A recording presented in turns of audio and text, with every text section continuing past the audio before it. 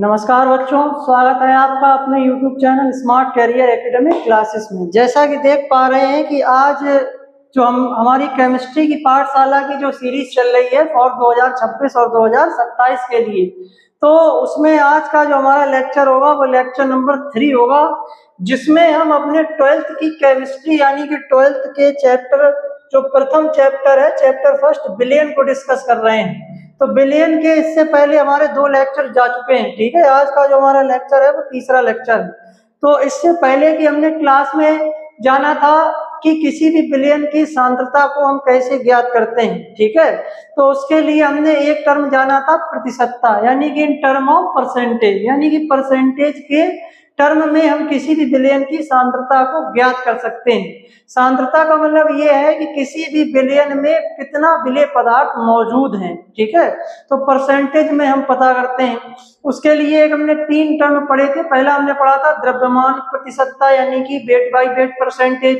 तीसरा हमने पढ़ा था आयतन प्रतिशतता, यानी कि वॉल्यूम बाय वॉल्यूम परसेंटेज। और तीसरा हमने पढ़ा था द्रव्यमान आयतन प्रतिशतता, यानी कि वेट बाय वॉल्यूम परसेंटेज। आज उसी के आगे का हम जो है उसी के आगे के जो टॉपिक्स हैं उनको कवर अप करेंगे। ठीक है, आज के लेक्चर में हम जानेंगे कि मोल प्रभाज क्या होता है। ठीक है, मोल प्रभाज क्या होता है इसको जानेंगे, ये कवर करेंगे। साथ ही साथ मोलरता को जानेंगे, मोलरिटी क्या होती है, मोललता को जानेंगे, मोलरिटी क्या होती है, नॉर्मलता को जानेंगे, नॉर्मेलिटी, और साथ ही साथ फॉर्मलता यानी कि फॉर्मेलिटी। तो आज के इस लेक्चर में इन सभी टॉपिक्स को कवर किया जाएगा और इन सभी टॉपिक को हम शुरुआत करेंगे 0 से लेके हीरो तक। ठीक है, या 0 से शिखर तक। हर एक बच्चा जो इस लेक्चर को देखेगा वो बिना जो है यहाँ से सीखे, बिना यहाँ के कॉन्सेप्ट क्लियर किए हुए बच नहीं पाएगा, बशर्ते अपने माइंड को, अपने मन को एकाग्र करते हुए हमारी सभी बातों को ध्यान पूर्वक सुने। और साथ ही साथ इस बोर्ड में जो भी हम यहाँ पे लिखें उसको आप देखें और बाद में अपने द्वारा हैंड रिटन जो नोट्स बना रहे हैं तो उसमें भी उनको जो है रीड डाउन करें, राइट डाउन करें। ठीक है, चलिए अच्छा स्टार्ट करते हैं बिना देर किए। जिन बच्चों ने हमारे इससे पहले के 2 लेक्चर नहीं देखे हैं, पहले उस लेक्चर को स्विच करें, उसके बाद ही इस लेक्चर को देखें। ठीक है, चलिए अच्छा शुरू करते हैं। तो आज हमारा पहला चैप्टर ये है मोल प्रभाज, यानी कि जो पहला टॉपिक है मोल प्रभाज है। तो पहले हम मोल प्रभाज के बारे में जानेंगे। ठीक है, देखिए मोल प्रभाज क्या होता है।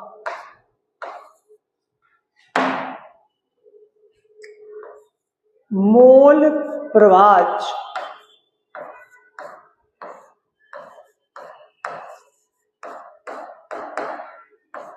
मोल प्रभाज इंग्लिश में इसको कहते हैं मोल फ्रैक्शन।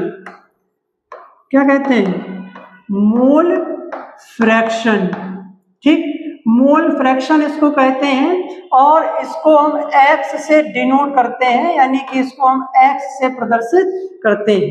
ठीक है, तो ये है मोल प्रभाज। ठीक, अच्छा इसका एक नाम और है, इसे हम मोल अंश भी कहते हैं। क्या कहते हैं? मोल अंश। तो इस बात को भी ध्यान रखें, इसे हम मोल अंश भी कहते हैं। ठीक है, 1 मिनट का समय दें थोड़ा हमें।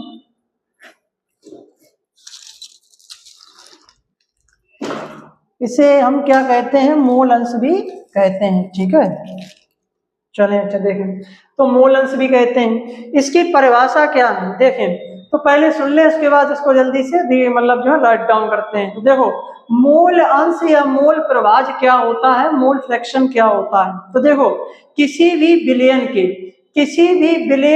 या किसी भी मिश्रण में उपस्थित तुम्हारे किसी भी घटक, यानी कि किसी भी घटक यानी कि विलेय या विलायक के मोलों की संख्या और उस विलयन में उपस्थित सभी घटकों के मोलों की संख्या के अनुपात को उस विलयन की क्या कहते हैं? उस घटक की क्या कहते हैं? मोल प्रभाज कहते हैं। ठीक, इसकी हम डेफिनेशन लिखते हैं। देखो इसकी डेफिनेशन क्या होगी, इसको लिखते हैं।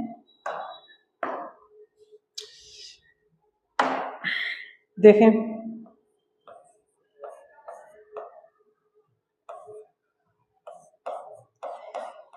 किसी विलयन के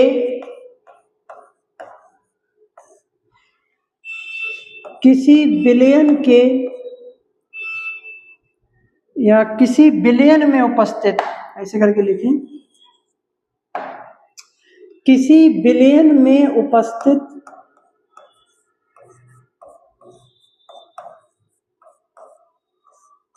किसी बिलियन में उपस्थित किसी घटक, किसी बिलियन में उपस्थित किसी घटक, घटक का मतलब कोई भी अवयव, मतलब जिससे मिलकर बिलियन बना है तो वो उसका क्या हो जाए, घटक। और बिलियन किससे मिलकर बना होता है, बिलियन तथा विलायक, बिलियन प्लस विलायक बराबर बिलियन। तो किसी बिलियन में उपस्थित किसी घटक के मोलों की संख्या, अब यहाँ पे मोलों की संख्या, ठीक है, मोल क्या होते हैं वो भी जानेंगे कि मोलों की संख्या,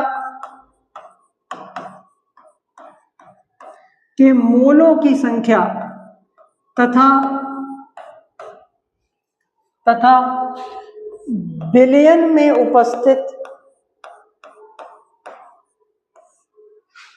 तथा बिलियन में उपस्थित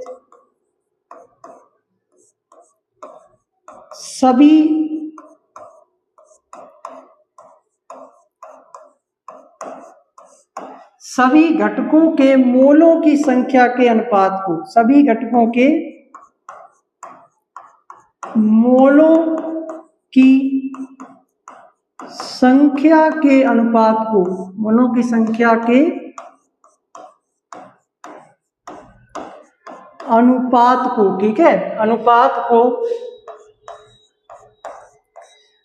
को उस घटक का, जिस घटक का हम निकालेंगे, ठीक है, उस घटक का मोल प्रभाज, मोल प्रभाज कहें, ठीक है, या मोल अंश कहें, एक ही बात है, ठीक है, मोल फ्रैक्शन कहते हैं।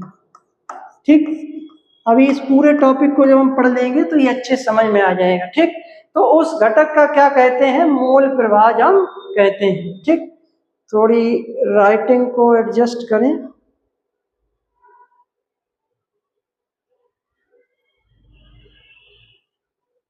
देखें,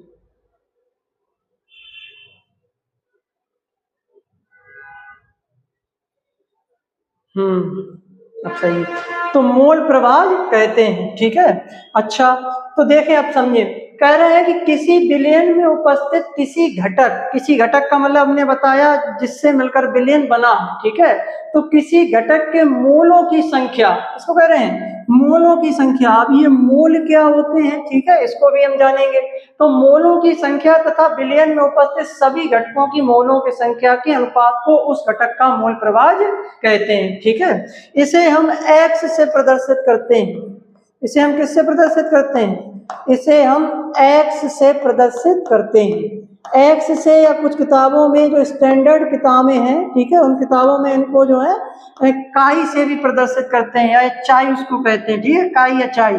तो सामान्यतः जो है इंटर लेवल पे इसको हम x से प्रदर्शित करते हैं। ठीक है, तो x ही ध्यान रखें, लेकिन कुछ किताबों में जो स्टैंडर्ड किताबें हैं उनमें चाई या काई भी लिख के जो है आता है। ठीक है, तो कंफ्यूजन नहीं होना, आप x ही लिखें, कोई इसमें जो है कोई भी दो राय नहीं है। ठीक, चलिए, अच्छा, तो ये हो गया। अब देखें जरा, अब हम क्या करेंगे, इसको थोड़ा ऊपर करते हैं, उसके बाद जो है इसका फार्मूला हम पता करते हैं। अब देखो, मोल अंश या मोल प्रभाज को जानने का जो फार्मूला होता है वो क्या होता है, वो यहीं से निकल के आ जाता है। ठीक है, कैसे निकल के आता है, देखें, जैसे जिस घटक का हमें पता करना है, जिस घटक का हमें पता करना है, ठीक, तो हम कहेंगे घटक का मोल प्रभाज, घटक का मोल प्रभाज, और मोल प्रभाज को किससे प्रदर्शित कर रहे हैं, x से, बराबर क्या होगा, इसी परिभाषा से हम क्या बना लेंगे, इसका फार्मूला बना लेंगे। क्या कहेंगे, उस घटक का मोल या उस घटक के मोलों की संख्या, उस घटक के मोलों की संख्या, उस घटक के मोलों की संख्या, ठीक, जिस घटक का हम पता करना चाह रहे हैं। ठीक है, डिवाइडेड बाई बिलियन के कुल मोलों की संख्या, बिलियन के कुल मोलों की संख्या या बिलियन के कुल मोल, ठीक है, बिलियन के कुल मोल। तो ये हमारा क्या हो गया, ये फार्मूला हो गया, ठीक है। चलें, अच्छा, तो ये हमारा हो गया मोल फ्रैक्शन यानी कि मोल प्रवाह। मोल फ्रैक्शन के बारे में अभी आप इतना जाने, ठीक। चलें, अच्छा, आगे अब हम क्या जानेंगे, देखें अगली स्लाइड में। देखें अगली स्लाइड में हम जैसे मान के चल रहे हैं कि जैसे मान के चलें कि जैसे हमने कोई बिलियन ले लिया है, क्या ले लिया, कोई बिलियन ले लिया एक्स वाई जेड। जैसे माना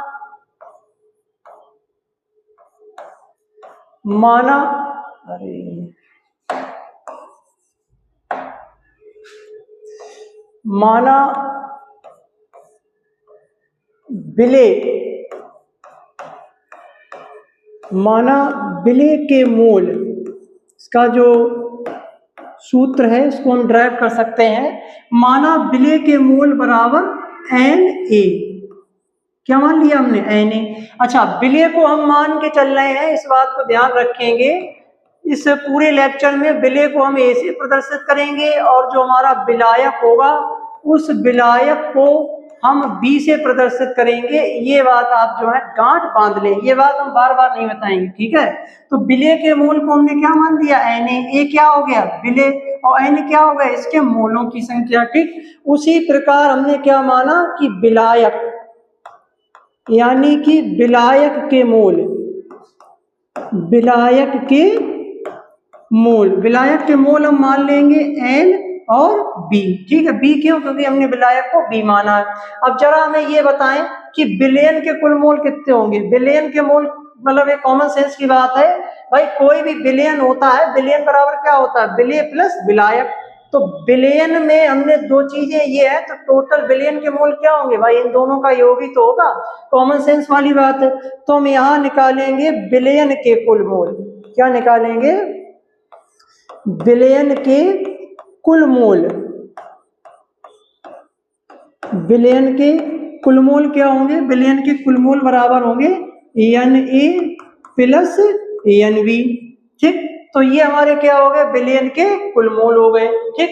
अब हमें क्या पता करना है, अब मान के चलो जैसे हमारा जो है ये है ए, बिले का हमें मोल प्रभाज ज्ञात करना है, मोल फ्रैक्शन ज्ञात करना है, ठीक। और एक फार्मूले से हमें विलायक का ज्ञात करना है और एक से हमें टोटल बिलियन का मोल प्रभाज ज्ञात करना है, ठीक। तो इसके लिए हम जो फार्मूला है इसको हम ड्राइव करते हैं, ठीक है, कि कैसे वो फार्मूला हमको मिलेगा, उस फार्मूले को हम ड्राइव करते हैं, ठीक। चलें, अच्छा, देखें उस फार्मूले को हम यहाँ पे क्या करेंगे, ड्राइव करेंगे। इसको हम यहाँ लिखे दे रहे हैं कॉर्नर पे, ठीक।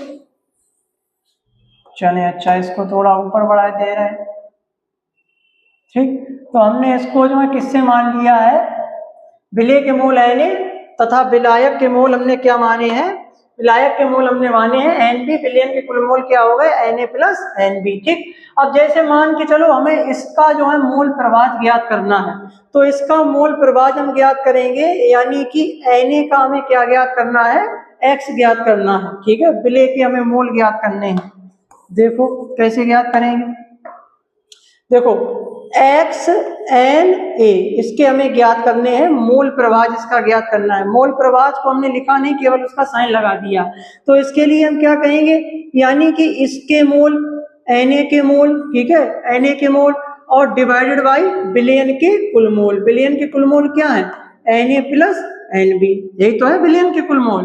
भाई फार्मूला हम क्या लगाएंगे, मोल प्रभाज का फार्मूला क्या होता है, यानी कि उस घटक के मोलों की संख्या डिवाइडेड बाय बिलियन के कुल मोल, वो हमने लगा दिया, ठीक। अब हमें जो है विलायक के ज्ञात करने हैं, तो उसके लिए हम क्या लगाएंगे, एक्स एन बी, ठीक है। या एन बी ना लेके यहाँ पे डायरेक्ट हम क्या ले रहे हैं, यहाँ पर ऐसा करो डायरेक्ट जो है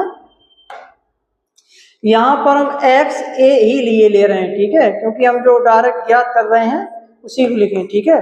तो इसके मोल यानी कि एन बी, इसके मोल यानी कि एन बी और बिलियन के कुल मोल क्या हो गए, N A plus N B हो गए, ठीक। तो ये हमारे हो गए। अच्छा, बिलियन के कुल मोल कैसे ज्ञात करेंगे, तो बिलियन के कुल मोल का का जो फ्रैक्शन होगा वो ऐसे ज्ञात करेंगे, एक्स ए और प्लस एक्स बी, ठीक। और इन दोनों का फिर हम योग कर देंगे, भाई इन दोनों के योग का ही तो जो है बिलियन में कुल टोटल उसका मूल प्रवाह निकल के आएगा। तो इसका देखो कैसे योग करेंगे, N A upon N A plus N B, इनका योग करना है तो प्लस का चिन्ह, ठीक। N B upon N A plus N B, ये आ गया, ठीक। अब जरा इसको हम सॉल्व करेंगे, ठीक है, जरा इसको हम सॉल्व करेंगे, देखो कैसे सॉल्व करेंगे। इन दोनों को हम ले लेंगे कॉमन, इन दोनों को हम क्या ले लेंगे, कॉमन। भाई ये दोनों एक जैसे हैं तो इनको हम क्या ले लेंगे, कॉमन ले लेंगे, n A plus N B. और इन दोनों को हम क्या करेंगे, जोड़ेंगे, n A plus N B, ठीक। क्या है ये, किसका हमने निकालना है, टोटल जो है बिलियन के मोलों की संख्या निकालना है, ठीक है। यानी कि एक्स ए प्लस एक्स बी ही तो हम निकालना है, यानी कि बिलियन का मोल प्रवाह निकालना है, ठीक है। तो यहाँ बिलियन का मोल प्रवाह भी हम लिख सकते हैं। अच्छा, अब ये दोनों एक जैसे हैं तो ये क्या हो जाएंगे, कट जाएंगे, तो ये क्या हो जाएगी, एक आ जाएगा, ठीक। तो हम कह सकते हैं कि एक्स ए प्लस एक्स बी बराबर एक, ये बात आप गांठ बांध लें, ठीक है। इसका मतलब क्या हो गया, इस बात को नोट डाउन करके लिखें। इसका मतलब ये हो गया कि बिलियन में उपस्थित बिलियन के सभी घटकों के मूल प्रभाज का योग सदैव एक होता है, ठीक है। ये इस फार्मूले का क्या हो गया, अर्थ हो गया कि बिलियन में उपस्थित सभी घटकों के मूल प्रभाज का योग सदैव एक होता है। तो इसको क्या लिखेंगे, बिलियन में उपस्थित या बिलियन के सभी घटकों, अब देखो एक बात ध्यान रखना है यहाँ पे, सभी घटकों को मतलब हमने बताया बिलियन दो घटकों से मिलकर बना होता है, विलेय तथा विलायक। किसी भी बिलियन में विलायक एक ही होता है, विलेय एक से ज्यादा हो सकते हैं। भाई जो ज्यादा मात्रा में होगा वो विलायक होगा, जो कम मात्रा में होगा वो विलेय होगा। अब जैसे हमने एक गिलास पानी लिया, उसमें एक ही गिलास में चीनी घोल दी, एक ही गिलास में थोड़ा नमक घोल दिया, उसमें थोड़ा हमने नींबू का रस भी डाल दिया, तो विलायक एक हुआ लेकिन उसमें विलेय तीन हो गए। तो बिलियन के कौन कौन से घटक हुए, टोटल 4 घटक हुए। विलायक के रूप विलायक के रूप में जल, और विलेय के रूप में चीनी, नमक और नींबू का रस। तो ये 3 चीजें हो गए विलायक के रूप में, तो टोटल घटक कितने हो गए, 4। तो ये सभी बच्चे दिमाग में रखें कि केवल घटक 2 ही होते हैं। घटक जो है एक से मतलब ज्यादा हो सकते हैं, 2 हो सकते हैं, 3 हो सकते हैं, 4 हो सकते हैं, इससे भी ज्यादा हो सकते हैं, लेकिन वो होंगे 2 ही प्रकार के। उसमें जो है एक विलायक होगा और जो है कई सारे जो है विलेय होंगे, ठीक। तो होंगे 2 प्रकार के लेकिन हो कही सकते हैं। तो बिलियन के सभी घटकों का योग, ठीक है, जितने भी घटक, अब बात समझ में आ रही होगी, बिलियन के सभी घटकों का योग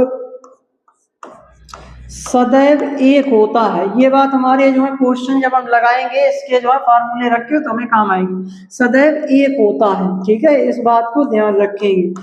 फिर चाहे वो हमारा बिलियन जो है, उस बिलियन में चाहे 2 घटक हो, चाहे 3 घटक हो, चाहे 4 घटक हो, चाहे 5 घटक हो, कितने ही घटक क्यों ना हो, उन सभी के मोलों का जो मूल प्रभाजों का जो योग होगा वो सदैव एक होगा। इस बात को ध्यान रखें, ये बात बहुत इंपॉर्टेंट है, ठीक है। चलें, अच्छा, तो ये हमारा यहाँ पर हो गया बिलियन के कुल मोल, ये बात हमने बता दी। चलें, अब ऐसे ही हम जैसे टर्नरी सॉल्यूशन के लिए भी ज्ञात कर सकते हैं। जैसे अभी यहाँ पर जैसे 2 घटक के लिए हमने बताया, मान के चलो 2 घटक हमने लिया, एक एक्स से लिया, एक एन ए लिया, एक एन बी लिया, ठीक है, बाद बाकी बिलियन में निकाल लिया। अब अगर हम ट्राइनरी के लिए ज्ञात करें तो ट्राइनरी के लिए भी निकल के आ सकता है। देखें, जैसे मान के चलते हैं जैसे जो है टर्नरी सॉल्यूशन के लिए, ठीक है, टर्नरी सॉल्यूशन के लिए ये वैसे काम का नहीं, लेकिन फिर भी जो है इसको थोड़ा हम समझाए दे रहे हैं, चीजें कॉन्सेप्ट और थोड़ा क्लियर हो जाएंगे। जैसे इसमें टर्नरी सॉल्यूशन है, इसको मतलब क्या है, इसमें 3 घटक हैं। कितने घटक हैं, 3 घटक हैं, 3 घटक होंगे इसमें। 3 घटकों में एक विलायक होगा, 2 इसमें विलेय होंगे, ठीक। अब जैसे हम उनको ए बी सी से डिनोट किए दे रहे हैं। अब जैसे मान के चलो हम कह रहे हैं कि ए के मोल, ठीक है, ए के जो मोल होंगे उनको हमने मान लिया है Na, ठीक। उसी प्रकार से B के मोल, B के जो मोल होंगे उनको हमने मान लिया है Nb। C के मोल, ठीक है, C के मोल Anc हो जाएगा, ठीक, Nc हो जाएगा। अब हम अगर कहें कि विलयन के कुल मोल कितने होंगे, भाई विलयन इन्हीं 3 घटकों से मिलकर बना है, ठीक, विलयन जो है वो इन्हीं 3 घटकों से मिलकर बना है। जैसे A यहाँ पे विलेय है, B यहाँ पे विलायक है, C यहाँ पे कोई दूसरा विलेय है, ठीक। तो विलयन के कुल मोल, विलयन के कुल मोल, मोल क्या होता है अभी हम बताएंगे इसी लेक्चर में। मोल और मोल प्रवाह में अंतर है, ठीक है, अभी बताएंगे। समझते हुए चले, पूरा लेक्चर जब देख लेंगे पूरा टॉपिक हो जाएगा, सब क्लियर हो जाएगा, एकदम क्रिस्टल क्लियर, ठीक। तो विलयन के कुल मोल, थोड़ा समय लग रहा है बस, लेकिन बेसिक से चीजें उठाई जा रही है, ठीक।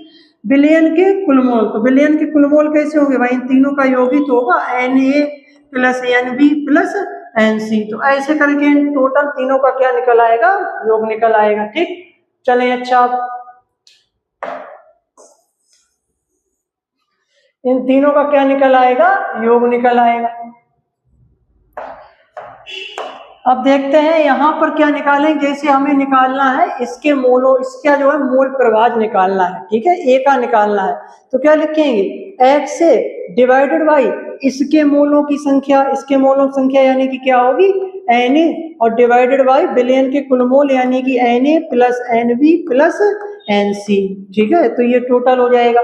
उसी प्रकार अगर कोई हमसे कहे कि जरा B के मोलों की संख्या बताइए, तो आप B के मोलों की संख्या लिखिए Nb divided by Na plus Nb plus Nc, विलयन के कुल मोल। उसी तरीके से कोई हमसे कहे C के मोलों की संख्या बताइए, मोल प्रवाह बताइए उसका, ठीक है, तो क्या कहेंगे, C के मोलों की संख्या Nc डिवाइडेड बाई विलयन के कुल मोल यानी कि Na plus Nb plus Nc, same वही है, ठीक है। बस वहां पे जो है बाइनरी सोल्यूशन के लिए अभी हमने फार्मूला बताया था, यहाँ पे ट्राइनरी के लिए, टर्नरी के लिए, ठीक है।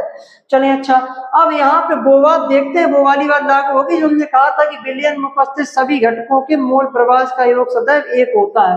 तो जरा देखते हैं कि वो वाली बात यहाँ पे लागू हो रही है कि नहीं हो रही है, देखें। अब जैसे हमें जो है क्या करना है, विलयन के कुल मोल निकालने, विलयन के कुल मोलों का मोल प्रवाह। तो देखिए जरा, विलयन के कुल मोलों का मोल प्रवाह निकालेंगे तो X से Xb प्लस Xc, ठीक, बराबर करेंगे। अब आप इन तीनों को जोड़ेंगे, अब आप क्या करेंगे, इन तीनों को जोड़ेंगे, इन तीनों के मोलों को।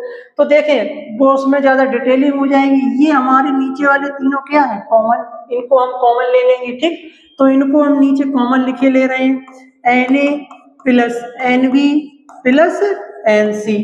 एक तरीके से इनका जब एलसीएम लेते हैं तो ये कॉमन में चला आएगा, ठीक है, इसका इसका इसका ही। अब इन तीनों को जो है हम ऊपर लिखेंगे, समझ पा रहे होंगे बच्चे, ठीक है, Na plus Nb plus Nc। देखें यही तो हमने किया था इससे पहले वाले में, बाइनरी के लिए, टर्नरी में भी यही कर दिया। अब इसको हम क्या करते हैं, जैसे डिटेलिंग ये हो जाती तो हम इसको पहले लिखते, फिर प्लस का चिन्ह लगाते, फिर इसको लिखते, फिर प्लस का चिन्ह, फिर इसको लिखते, फिर हम नीचे लाइन खींच के फिर कॉमन लेते और फिर इनको लिखते, बात वही आती है। तो समय को बचाने के लिए, ठीक है, हमने जो है डायरेक्ट कर दिया। अब आप देखें ये पूरा ऐसे कट जाएगा, ठीक, तो इसका कितना आ जाएगा, 1 आ जाएगा, ठीक। तो देखो वही बात आ गई, X से प्लस Xb प्लस Xc बराबर 1। विलयन में उपस्थित सभी घटकों के मोल प्रवाह का योग सदैव 1 होता है। देखो 1 आ गया। तो चाहे बाइनरी हो, चाहे टर्नरी हो, चाहे क्वार्टरनरी हो, चाहे 4 घटकों से मिलकर बना हो, उसका योग सदैव 1 ही आएगा, ये बात ध्यान रखें। चलिए, अच्छा ये बात हमें जो है केवल इतनी बतानी थी।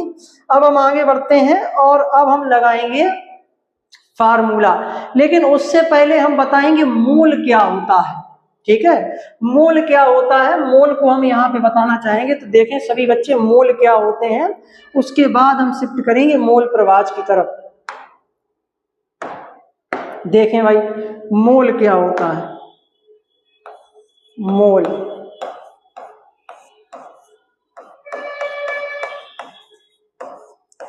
ठीक, मोल को हम स्मॉल n से डिनोट करते हैं, स्मॉल n से प्रदर्शित करते हैं, ये बात ध्यान रखेंगे, ठीक। तो देखो मोल क्या होता है, एक मोल संख्या है, इसको ऐसे ध्यान रखें, एक मोल बराबर क्या होता है, जैसे मान के चलिए पहले संख्यावाद में, पहले हम आपको ये बताते हैं सभी बच्चों को कि मोल में क्या होता है। मोल का एक फार्मूला होता है, जैसे किसी भी यौगिक या किसी भी अणु का हमें मोल पता करना है, उसके मोलों की संख्या पता करनी है, ठीक है। तो इसके लिए हम फार्मूला लगाएंगे, मोल n बराबर भार बटे अणुभार, भार बटे अणुभार, ये फार्मूला होता है मोल को निकालने का। इस फार्मूले की मदद से आप किसी भी अणु, किसी भी यौगिक का क्या निकाल सकते हैं, मोल निकाल सकते हैं, मोलों की संख्या को ज्ञात कर सकते हैं। फार्मूला क्या होगा, भार बराबर अणुभार। भार को हम प्रदर्शित करते हैं W से, ठीक है, वेट यानी कि W हो गया, और अणुभार को प्रदर्शित करते हैं M से। तो इसका फार्मूला क्या हो गया, N बराबर W बटे M, ठीक है। इस फार्मूले को ध्यान रखें, इसको अपनी मेमोरी में सेव करें, ठीक। तो ये मोल निकालने का फार्मूला हो गया, ठीक। अच्छा, अब हम क्या बताना चाह रहे हैं, अब हम बताना चाह रहे हैं एक मोल, जैसे हमने कहा कि मेथिल एल्कोहल, जैसे ये सभी जानते होंगे मेथिल एल्कोहल CH3OH, हमने कहा ये एक मोल है।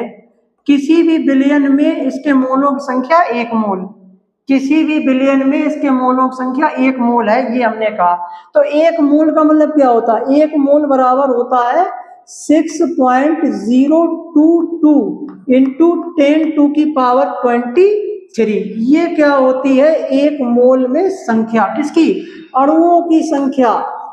किसकी संख्या हो गई, ये अणुओं की संख्या हो गई। ध्यान दें सभी बच्चे, बहुत बेसिक चीजें हैं ये अगर नहीं सीख पाओगे तो कुछ नहीं सीख पाओगे। तो एक मोल बराबर 6.022 इंटू 10⁻23 अणुओं की संख्या। इसका मतलब ये हो गया कि मेथिल एल्कोहल जिस बिलियन में उपस्थित है उसमें एक मोल है, उसके मोलों की संख्या एक मोल है, और एक मोल बराबर इतने अणुओं की संख्या, एक मोल बराबर इतने अणुओं की संख्या, यानी कि उस बिलियन में इसके इतने अणु मौजूद हैं।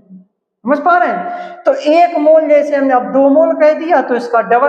अब जैसे हमने एक मोल ना कह के किसी के हमने ये फार्मूला यूज किया, हमने ये फार्मूला यूज किया और उसका मोल ये निकल गया 0.5 मोल निकल गया, इसको हम लिख देते हैं 0.5 m यानी कि मोल। तो इसका मतलब एक का आधा है ये 0.5, तो इसका आधा करो तो इतने अणुओं की संख्या होगी।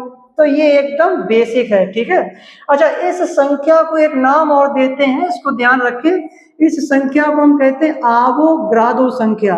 क्या कहते हैं, आवोगाद्रो संख्या। सुना जरूर होगा, ठीक है, लेकिन ध्यान नहीं दिया होगा, पढ़ा होगा बच्चों ने, आवोगाद्रो संख्या। तो इस संख्या को आवोगाद्रो संख्या कहते हैं, ठीक। तो ये बेसिक है, इस बात को ध्यान रखें। तो अब समझ में आ गया होगा, मोल अलग है और मोल प्रभाज अलग है। इसके लिए फार्मूला ये यूज करेंगे। तो मोल को हम n से डिनोट करते हैं, मोल यानी कि n बराबर भार बटे अणुभार, n बराबर W बटे M। एक मोल बराबर होता है 6.022 इंटू 10⁻23 अणुओं की संख्या, और इसे, इस संख्या को आवोगाद्रो संख्या भी कहते हैं, ठीक। तो ये एकदम बेसिक हो गया, ठीक। अच्छा, अब हम थोड़ा अंतर कर लेते हैं मोल प्रभाज और मोल में। अच्छा, मोल को प्रदर्शित करते हैं n से, और मोल प्रभाज को हम किससे प्रदर्शित करते हैं, मोल प्रभाज या मोल अंश, बात एक ही है। अभी बच्चे ध्यान दें, मोल प्रभाज या मोल अंश बात एक ही है। इसको हम प्रदर्शित करते हैं x से। अच्छा, मोल का फार्मूला क्या होता है, भार बटे अणुभार, और मोल प्रभाज का फार्मूला क्या होता है, हमने बताया था, उस घटक के मोलों की संख्या, यानी कि घटक के मोल, घटक के मोल यानी कि n, और डिवाइडेड बाय बिलियन के कुल मोल। इसको हम लिख देते हैं n टोटल, बिलियन के कुल मोल को हम n टोटल लिख देते हैं शॉर्ट में, ठीक है, कि कितने उसमें टोटल हैं। तो ये मोल प्रभाज है और ये मोल है, समझ पा रहे हैं। तो जो बच्चे इस कंफ्यूजन में हैं कि क्या सर मोल एक है, क्या मोल प्रभाज और मोल एक ही है, तो नहीं, इस डाउट को क्लियर कर लें, मोल अलग है, मोल प्रभाज अलग है। मोल क्या है वो हमने बता दिया, मोल प्रभाज क्या है वो हमने बता दिया, ठीक। जिन बच्चों को समझ में नहीं आया है तो वो इस लेक्चर को पॉज करके दोबारा बैक करके सुन लें, हमारी बातों को बहुत बेसिक से अच्छे से हमने एक एक बार समझा दी, ठीक। अब हम आगे की तरफ मूव करते हैं। मोल प्रभाज से रिलेटेड जो क्वेश्चन पूछे जाते हैं, क्वेश्चन को हम लगाते हैं, ठीक है, बहुत ही सरल है। जिन बच्चों ने जो स्क्रीनशॉट लेना चाहें तो स्क्रीनशॉट ले सकते हैं। चलें, अच्छा, अब हम आगे बढ़ते हैं और अपने एक क्वेश्चन को लगाते हैं, ठीक। देखें क्वेश्चन क्या है, हमारे सामने क्वेश्चन है, उस क्वेश्चन को हम लिखते हैं।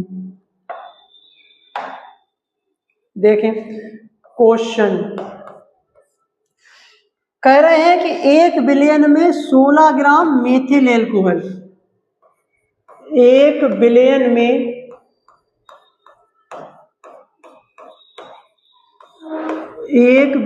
में 16 ग्राम मेथिल एल्कोहल, मेथिल एल्कोहल का फार्मूला जानते हैं, इसको मेथेनॉल भी कहते हैं, CH3OH, ठीक है, तथा 90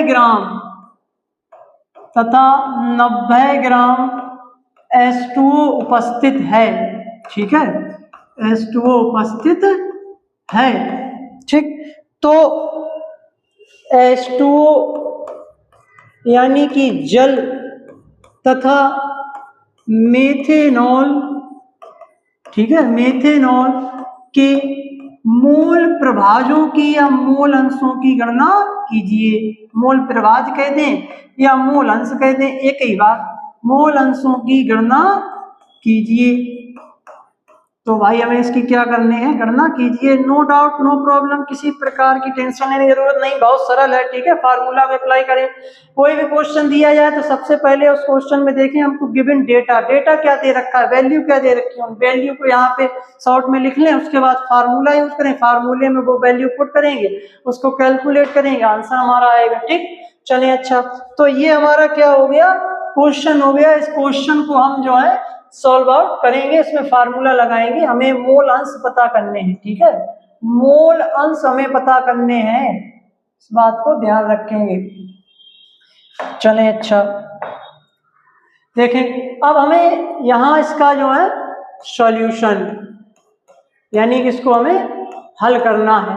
देखें भाई कैसे हल करेंगे, डेटा क्या क्या दे रखा है, देखो यहाँ पर मेथिल एल्कोहल यानी कि जो मेथिल एल्कोहल दे रखा है, मेथिल एल्कोहल यहाँ पे विलेय के रूप में है, किसके रूप में है, विलेय के रूप में, यानी कि इसको हम ए से प्रदर्शित करेंगे, ठीक है।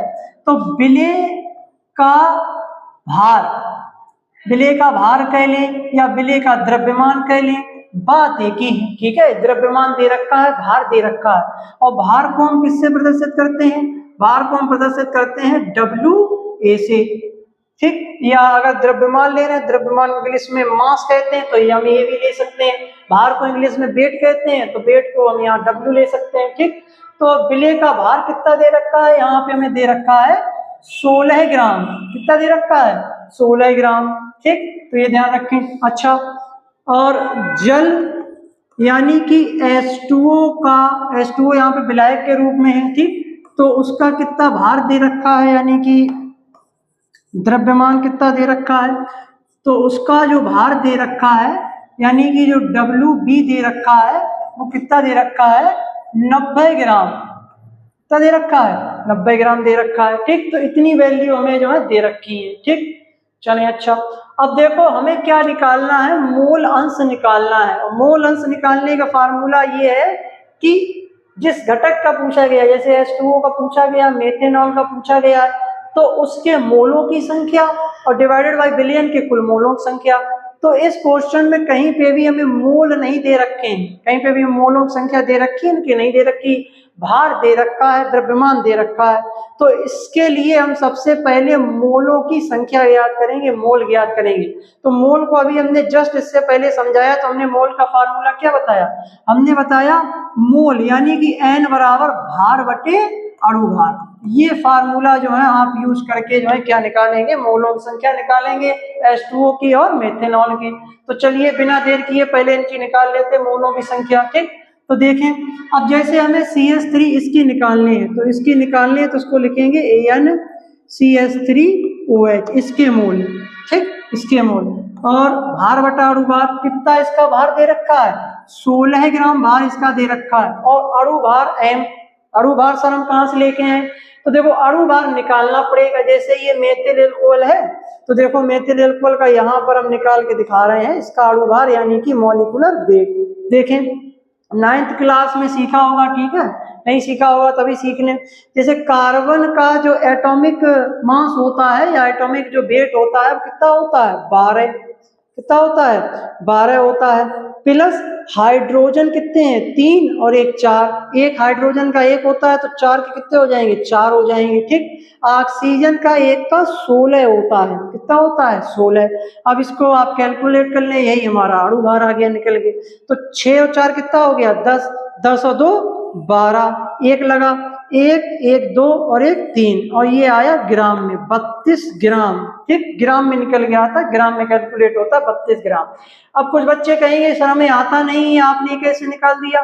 तो देखो क्या होता है कि जैसे जैसे एक अणु है, जैसे ये मान के चलो O है और ये O2 है, ठीक, ये परमाणु है ये अणु है, तो इसका निकाला जाएगा एटॉमिक मास, इसका निकाला जाएगा मॉलिक्यूलर मास, इसका परमाणुविक भार और इसका अणु भार निकाला जाएगा।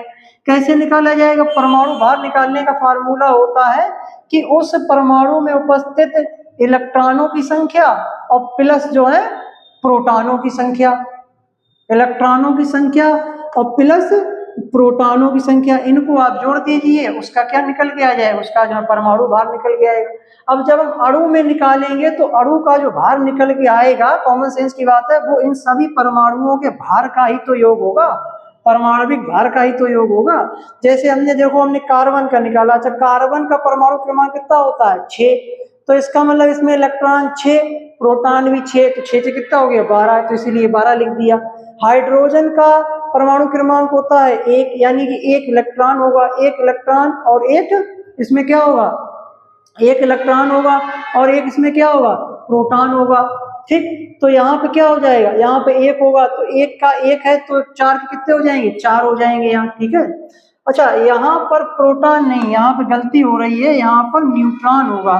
ठीक है, यहाँ पे गलती हो रही है, यहाँ पे न्यूट्रॉन, यानी कि इलेक्ट्रॉनों की संख्या प्लस न्यूट्रॉनों की संख्या। क्यों, क्योंकि हाइड्रोजन में क्या होता है, हाइड्रोजन में 1 प्रोटॉन होता है और 1 इलेक्ट्रॉन होता है, तो इसमें न्यूट्रॉन होता नहीं। तो जब इसमें क्या करते हैं, प्रोटॉनों और प्लस जो है इलेक्ट्रॉनों की संख्या का हम क्या कर लेते हैं, योग कर लेते हैं। ठीक, तो इससे क्या निकल के आ जाता है, इससे निकल के हमारा जो है अणु भार आ जाता है। ठीक, चलें अच्छा अब आगे बढ़ते हैं। तो इस तरीके से हम क्या कर लेंगे, कैलकुलेट कर लेंगे। ठीक, तो कितना आया इसका निकल के 32 आ गया निकल के। ठीक है, तो इसका जो निकल के आया है वो आया है 32। ठीक, तो इसका जो है 32 आ गया अणु भार। तो देखो क्या है, मेथेनॉल का हम क्या निकाल रहे हैं, मोल निकाल रहे हैं, तो भार इसका कितना दिया है 16 ग्राम, अणु भार कितना निकाला 32।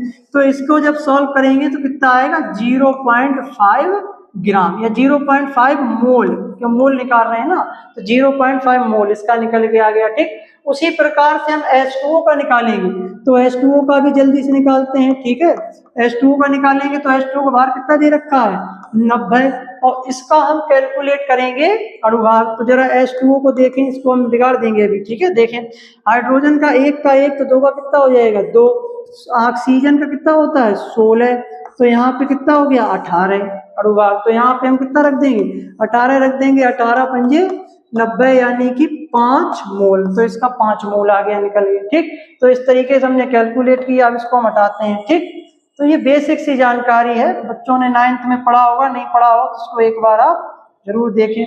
ठीक, चलें अच्छा, तो ये हमारे पास मोल आ गए। अच्छा बिलियन के कुल मोल भी हमें निकालने होंगे। ठीक है, क्योंकि फार्मूले हमें वैल्यू रखनी होगी ना, बिलियन के कुल मोल।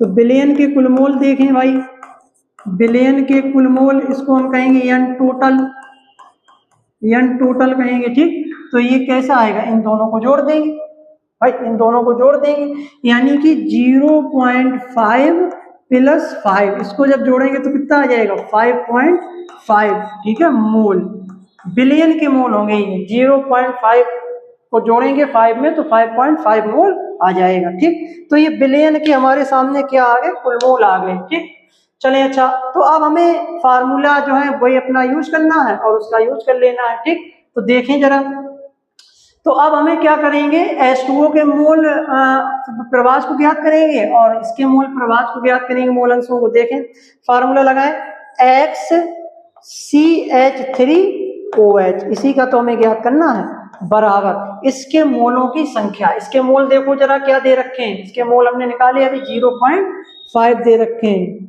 ठीक, डिवाइडेड बाय बिलियन के कुल मोल, बिलियन के कुल मोल कितने दे रखे हैं 5.5। इसको आप सॉल्व कर लेना, इसको आप सॉल्व करेंगे तो ये पॉइंट से पॉइंट कट जाएगा, ऊपर जीरो चला जाएगा, तो इसका आंसर हम बताए दे रहे हैं, अपने सॉल्व कर लेना।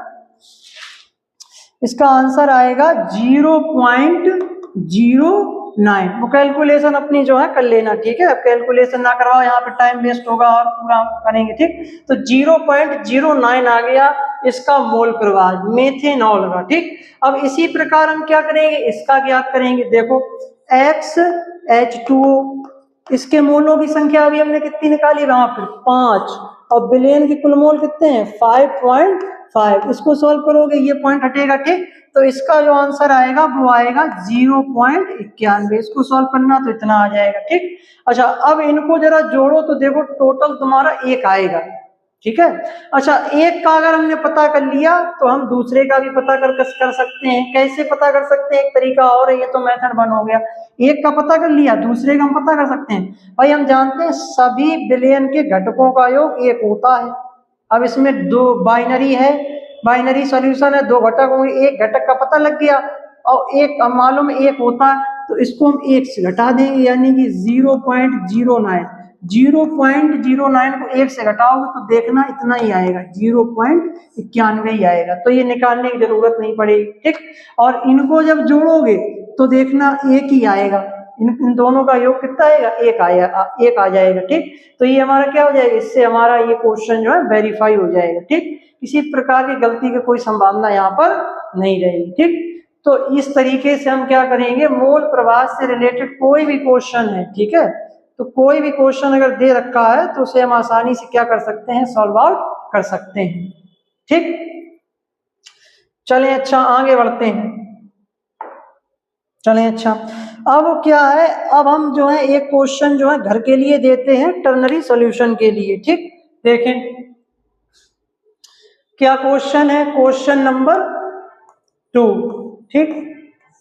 कह रहे हैं कि 36 ग्राम जल, 36 ग्राम जल, ठीक, 46 ग्राम एथिल एल्कोहल, 46 ग्राम लिया गया है एथिल एल्कोहल, ठीक, 46 ग्राम एथिल एल्कोहल लिया गया है,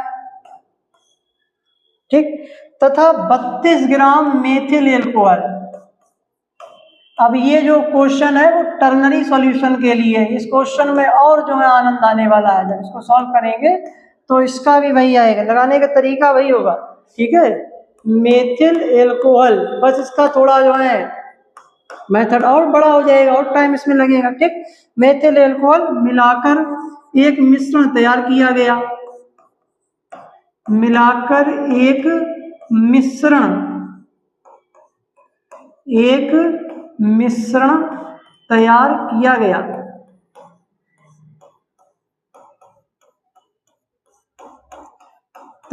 गया, तो बिलियन के सभी घटकों का, तो बिलियन के सभी घटकों का, सभी घटक समझ रहे हैं, घटक इसमें कितने हैं टोटल 3, सभी घटकों के मोल प्रवाह ज्ञात कीजिए, सभी घटकों के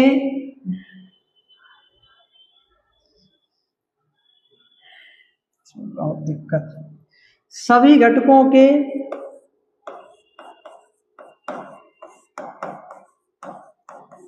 मोल अंशों की गणना कीजिए, मोल अंश या मोल प्रवाह, ठीक है, मोल अंशों की गणना कीजिए। तो इसमें आपको क्या करना है, मोल अंशों की गणना करना है, ठीक।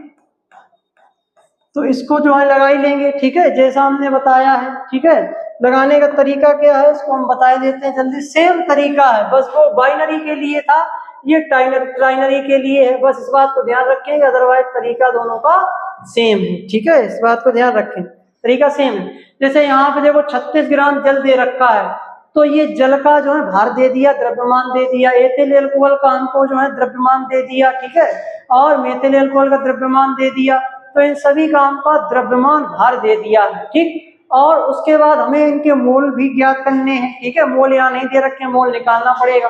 तो मोल निकालने के लिए मोल का हम क्या लगा देंगे, फार्मूला लगा देंगे।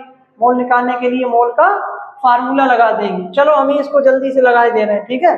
तो देखो यहाँ पे जल कितना दे रखा है, जल यहाँ पे दे रखा है 36 ग्राम, ठीक। और एथिल एल्कोहल कितना दे रखा है, C2H5OH कितना दे रखा है, यहाँ पे दे रखा है 46 ग्राम।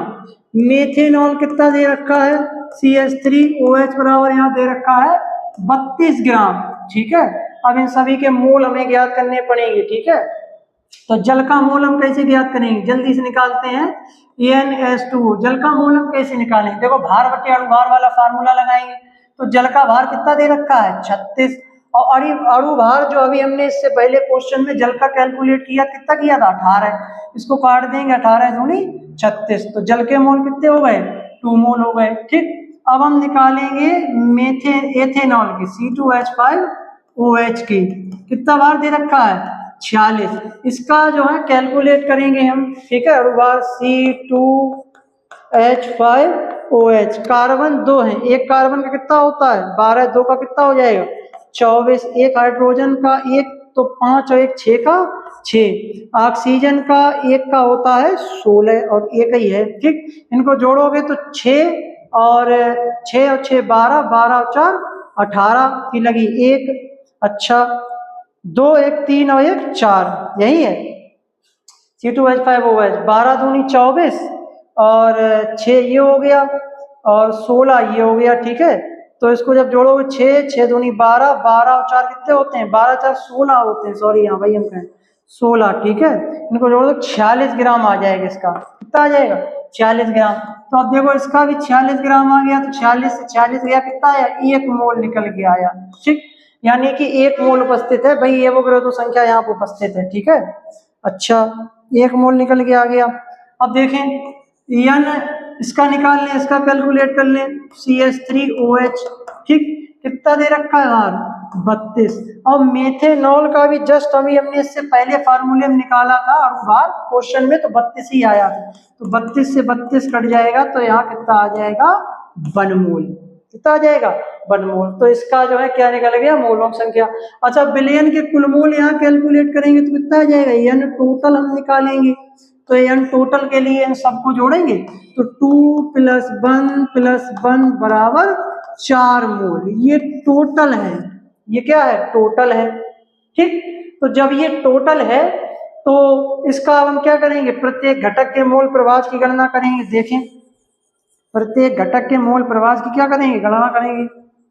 देखें भाई कैसे करेंगे, तो वैसे निकाल लेंगे। अब जैसे हमें जल का मोल प्रभाज ज्ञात करना है तो हम लिखेंगे XH2O बराबर जल के मोलों की संख्या देखें 2 मोल, और बिलियन के कुल मोल कितने दे रखे हैं 4, बिलियन के कुल मोल कितने दे रखे हैं 4। इसको आप सॉल्व करेंगे तो कितना आएगा 1/2, और 1/2 की फ्रैक्शन वैल्यू क्या होती है 0.5, यही होती है 0.5।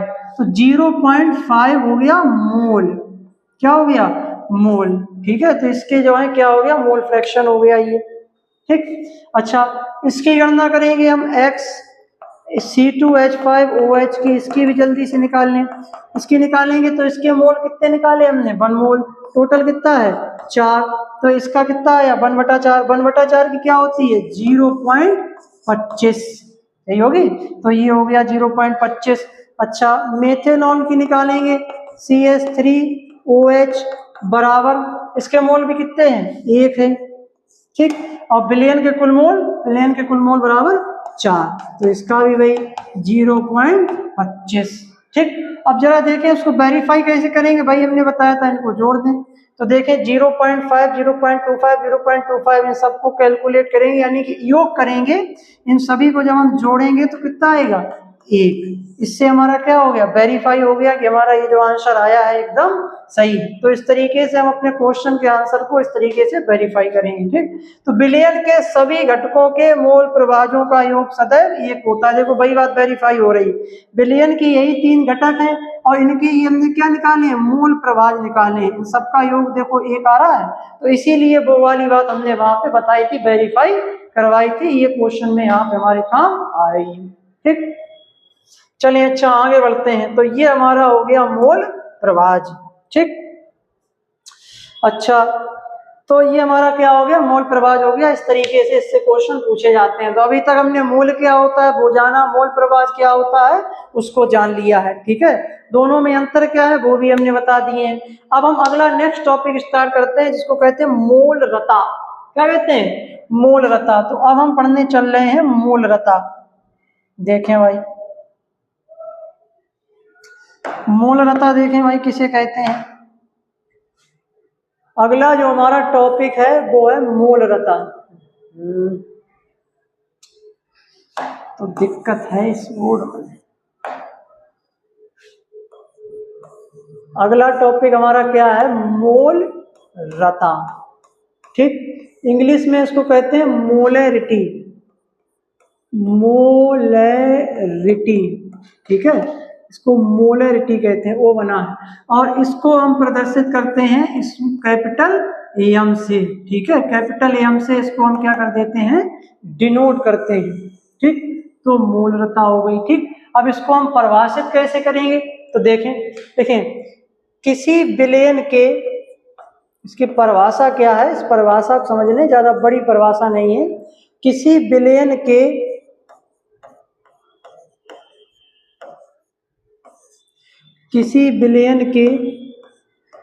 एक लीटर, किसी विलयन के 1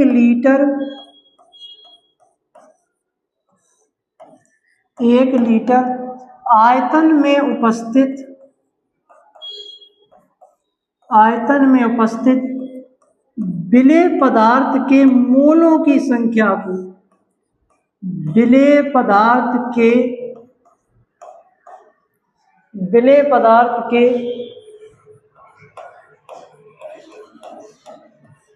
मोलों की संख्या को, विलेय पदार्थ के मोलों की संख्या को, ठीक, उस विलयन की मोलरता कहते हैं।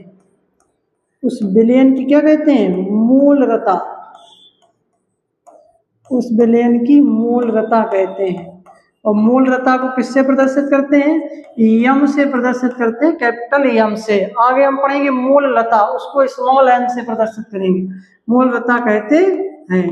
ठीक है, तो इसको हम प्रदर्शित कैसे करते हैं, कैपिटल एम से प्रदर्शित करते हैं। ठीक, तो देखें भाई, तो यहाँ पे क्या हो गया, मोलरता की ये क्या हो गई, परिभाषा हो गई, डेफिनेशन हो गई। क्या परिभाषा हमने लिखी, देखो परिभाषा हमने लिखी है कि किसी विलयन के 1 लीटर आयतन में उपस्थित, किसी विलयन के 1 लीटर आयतन में उपस्थित विलेय पदार्थ के मोलों की संख्या को उस विलयन की मोलरता कहते हैं। भाई विलयन हमारा 1 लीटर है, 1 लीटर हमने विलयन ले लिया। अब उस 1 लीटर विलयन में कितने विलेय पदार्थ के मोलों की संख्या है, मोलों की संख्या समझ रहे होंगे। ठीक है, अब समझ में आ रहा होगा, क्लियर हो गया, मोलों की संख्या। और मोलों की संख्या, मोल कैसे निकालते हैं, मोल बराबर भार बटे अनुभार करके निकाल लेते हैं। तो मोलों की संख्या को उस विलयन की मोलरता कहते हैं। तो इसका फार्मूला क्या होगा, इसका फार्मूला देखें, मोलरता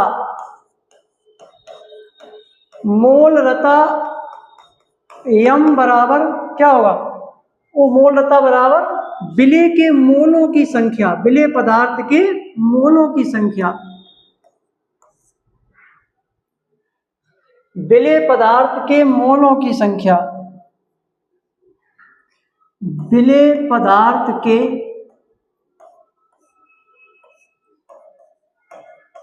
मोलों की संख्या या विलेय पदार्थ के मोल डिवाइडेड बाय विलयन का आयतन, विलयन का आयतन। तो देखो विलयन का आयतन दे रखा है, लीटर में दे रखा होगा। ठीक है, विलयन का आयतन, ठीक, लीटर में, और इनटू क्या करेंगे, इनटू विलयन का आयतन हो गया।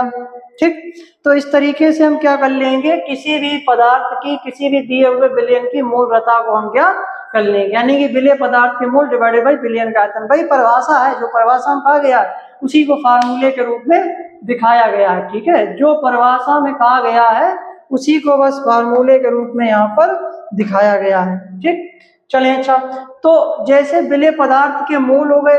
अब जैसे यहाँ पे मान के चलो आयतन जब लीटर में दे रखा होगा तो कोई दिक्कत नहीं है। बाई चांस अगर आयतन ml में दे रखा होगा तो यहाँ पर हम क्या करेंगे, एक काम और करेंगे, इसमें 1000 का ऊपर गुणा कर देंगे, ठीक है। अगर जो है क्या दे रखा है, जैसे यहाँ पे लिख लेना, हम नहीं लिखेंगे कि यदि बिलियन का आयतन ml में दे रखा हो, मिलीलीटर में दे रखा हो, तो इस फार्मूले में ऊपर यानी कि ऊपर अंश में विलेय पदार्थ के मोल का गुणा जो है 1000 से कर देंगे, ठीक है।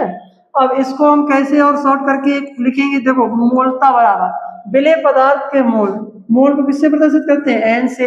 विलेय को हमने किससे प्रदर्शित किया था, a से, डिवाइडेड बाई बिलियन का आयतन, आयतन का मतलब b, किसका है, बिलियन का है, तो इसको जो है SOL सोल्यूशन लिख सकते हो, ठीक। तो ये इसका क्या हो गया, एक फार्मूला हो गया। इस फार्मूले का यूज करके हम किसी भी दिए हुए क्वेश्चन में बिलियन की मोलरता को ज्ञात कर सकते हैं, ठीक। अच्छा, इसका जो एसआई मात्रक होता है, एसआई मात्रक, ठीक है, इसकी जो एसआई यूनिट होती है उसको लिखने मोल प्रति लीटर, मोल प्रति लीटर इसकी क्या होती है, एसआई मात्रक होता है, ठीक। मोलरता का एसआई मात्रक मोल पर लीटर होता है, ठीक। चलिए अच्छा, अब आगे बढ़ते हैं। अब इसका हम क्वेश्चन सॉल्व करते हैं, ठीक। बात समझ में आ गई होगी सभी बच्चों को, ठीक है। तो ये क्या हो गया, मोलरता हो गई, ठीक। चलिए अच्छा, किसी भी प्रकार का अगर डाउट हो, वीडियो को देखते समय कोई बात समझ में ना आ रही हो, तो कमेंट में अपने डाउट को टाइप जरूर करें ताकि आपकी बात हम तक पहुंचे, हमें पता भी लगे कि कौन कौन से बच्चे जो है हमारे लेक्चर को ध्यान से देख रहे हैं, ठीक है, और कमेंट आ रहे हैं। इससे हम लोगों को थोड़ा क्या मिलता है, मोटिवेशन मिलता है, चीजों को और अच्छा करने का प्रयास करते हैं हम लोग, ठीक है। अदरवाइज हमें तो पता नहीं है कौन अभी हमारा वीडियो देख रहा है, आगे जो भी वीडियो देखे तो उसमें कमेंट जरूर करें, क्योंकि जब आप कमेंट करेंगे तो वो कमेंट हम तक आएगा, तो उसमें कुछ ना कुछ आगे हम सुधार करेंगे, ठीक। चलें अच्छा, अब हमें जैसे क्वेश्चन दे रखा है, क्वेश्चन लगाते हैं। देखो कह रहे हैं उस बिलियन की मोलरता की गणना कीजिए। क्वेश्चन देखें,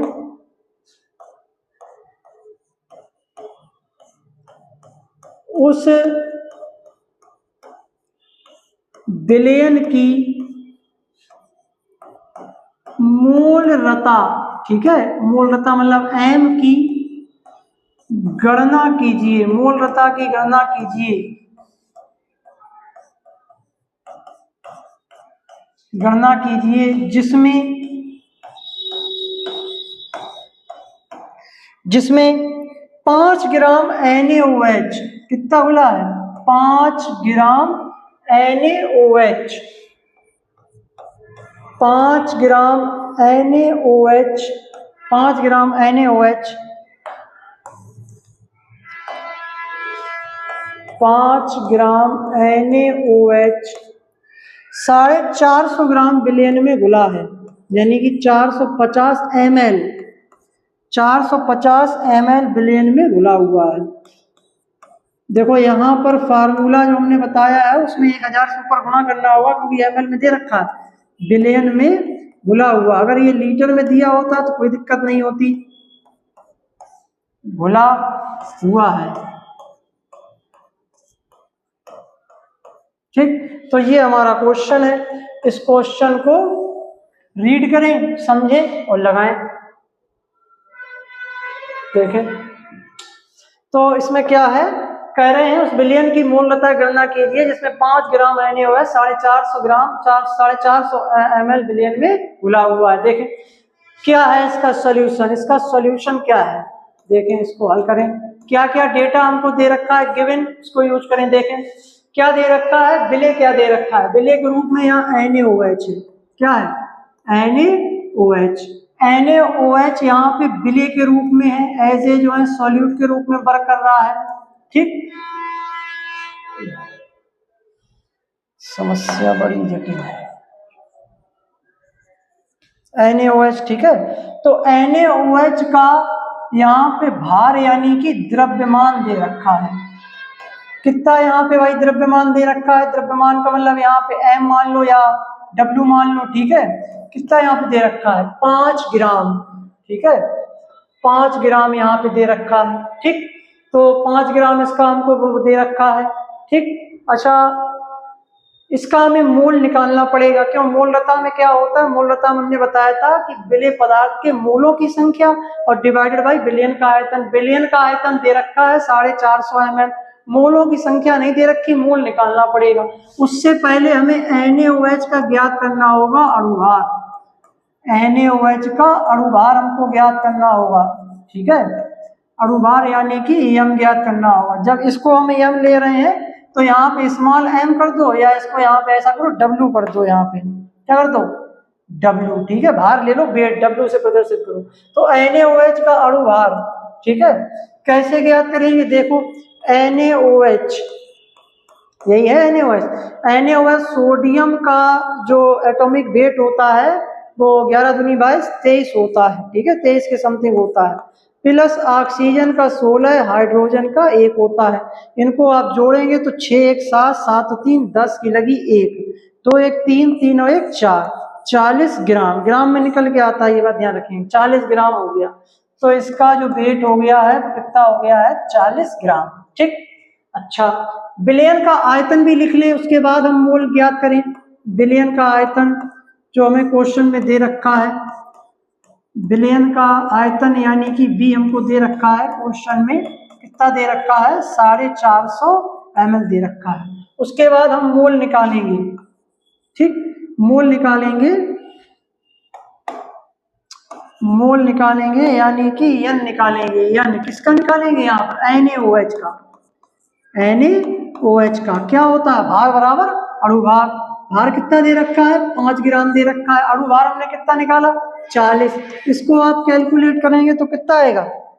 इसको आप जब कैलकुलेट करेंगे तो बताएं कितना आएगा? इसको कैलकुलेट करने पर आंसर आएगा 0.125, ठीक है। इसको कैलकुलेट करेंगे तो इतना आएगा, वो कैलकुलेट अपना कर लें, ठीक है। ये हमसे ना करवाएं गुणा भाग वगैरह, ठीक। इतना तो आता ही होगा सभी बच्चों को, ठीक। तो 0.125 इसका क्या आएगा? मोलों की संख्या आएगी। यहाँ पे लिख दो मोल, ठीक है, हम बना दो, ठीक। अब हमारे सामने सब डेटा जो है इकट्ठा हो गया। अब हम फार्मूला लगाएं, फार्मूले में जो है वैल्यू पुट करके आंसर को प्राप्त करेंगे। देखें तो मूल रता बराबर हमने क्या बताया था? मूल रता m बराबर हमने बताया था विलेय पदार्थ के मोलों की संख्या, यानी ठीक, और डिवाइडेड बाय विलयन का आयतन। विलयन का आयतन यानी कि बी सॉल्यूशन, ठीक। अच्छा, यहाँ पर जो दे रखा है आयतन वो ml में दे रखा है। किसमें दे रखा है? ml में। और जब ml में दे रखा हो तो हमने कहा था ऊपर हम 1000 का क्या करेंगे? गुणा करेंगे। अगर लीटर में दे रखा होता तो कोई दिक्कत नहीं आती, हम ऊपर 1000 गुणा नहीं करते, ठीक है। अब हम यहाँ पर ये हमने फार्मूला बनाया, इस फार्मूले में इसका क्या रखेंगे? मान रखेंगे, वैल्यू रखेंगे। तो देखो Na कितना दे रखा है? NaOH का मोलों की संख्या कितनी दे रखी है? 0.125 इंटू 1000, और डिवाइडेड बाई कितना दे रखा है? यह आयतन 450 ml। इसको आपको सॉल्व करना है, ठीक है। जब आप इसको सॉल्व करेंगे, सॉल्व कर लेना अपने जो है, तो सॉल्व करने पर क्या होगा? इसका जो आंसर आएगा उसको हम बता दे रहे हैं। इसको आप सॉल्व करेंगे काट पीट के तो ये आएगा 2.5 डिवाइडेड बाई 9। इसको जब सॉल्व करेंगे तो आंसर आएगा 0.278, ठीक। और ये किसमें आएगा? मोल पर लीटर। लास्ट में हम लिखेंगे मोल पर लीटर, ठीक। तो ये हमारा क्या होगा? आंसर होगा, ठीक। तो ये आप जब कैलकुलेट कर लेंगे तो इतना आपको आंसर लगभग मिलेगा।